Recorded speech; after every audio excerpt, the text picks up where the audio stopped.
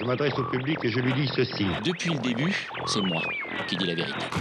Cette semaine, les artisans de la petite fabrique médiatique étaient aux prises avec une épineuse question. Qu'est-ce qu'il faut faire? Qu'est-ce qu'il faut faire pour exister médiatiquement et pour se distinguer des autres? C'est compliqué. Car ce que redoutent par-dessus tout les journalistes, c'est la gémellité, cette tentation de faire tous la même chose au même moment et donc de produire de l'uniformité. C'est arrivé avec... Le virus Zika. Figurez-vous qu'au motif que Les risques sont surtout importants pour les femmes enceintes et leurs bébés. TF1 a donné la parole à une femme enceinte de 5 mois. Les moustiques, il y en a partout. Maintenant, il faut faire attention, bien sûr. Seulement voilà, France 2 a eu la même idée. Et à croire qu'il n'y a qu'une seule femme enceinte dans toute la Martinique, devinez qui est intervenu dans le 20h. Je suis pas particulièrement paniquée par la chose. Voilà, c'est pour éviter ça, pour essayer de se singulariser, que les JT sont en quête permanente de nouvelles formes. TF1 propose, par exemple, notre minute pour comprendre. tandis que France 2 a imposé à 13h Notre séquence sépia. et à 20h l'œil du 20h. C'est une rubrique impertinente qui a beaucoup de succès. Une séquence souvent très réussie. En effet, le problème, c'est que pour tenter d'échapper à la gémellité, les journalistes continuent de se copier mutuellement. Jean-Marc Morandini l'a fait remarquer mercredi à David Pujadas.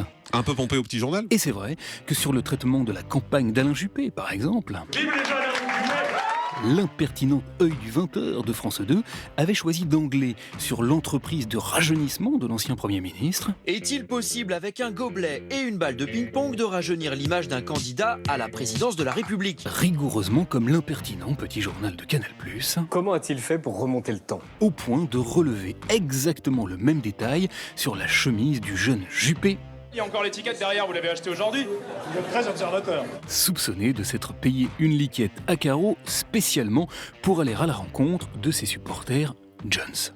Alain Juppé a tombé la veste et mis une chemise neuve. Oui, là, regardez, l'étiquette est encore collée.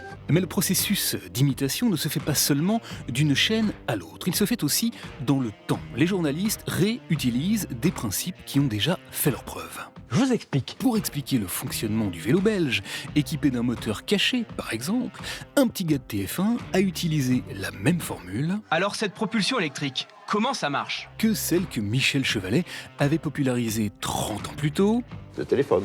Comment ça marche? tandis que les brillants enquêteurs de l'émission Cache Investigation, passés maîtres dans l'art de montrer l'entrave à l'information, Partez, bordel! revisitaient le message à caractère informatif du Canal+ d'antan, Il y a aussi Jean-Michel au coussin péteur, Jackie aux blagues téléphoniques, Serge au poisson d'avril. pour nous montrer comment ils dégotaient des informations provenant de lanceurs d'alerte anonymes. Mais moi, c'est pas un problème, je les ai les chiffres sur les pesticides. Oh l'autre. J'appelle les journalistes de Cash. Allô Ellie, c'est ok.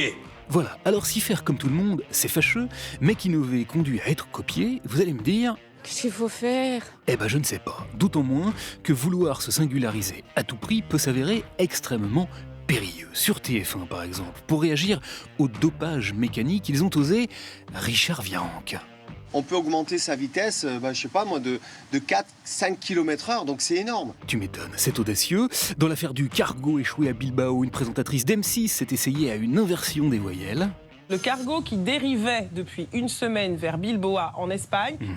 Alors que sur France 2, un journaliste lassé d'appeler Jacqueline Sauvage Jacqueline Sauvage. a, au beau milieu de son reportage, finalement décidé de la rebaptiser. Catherine Sauvage a été condamnée par 2 cours d'assises. Alors devant autant de désinvolture, on lui a dit...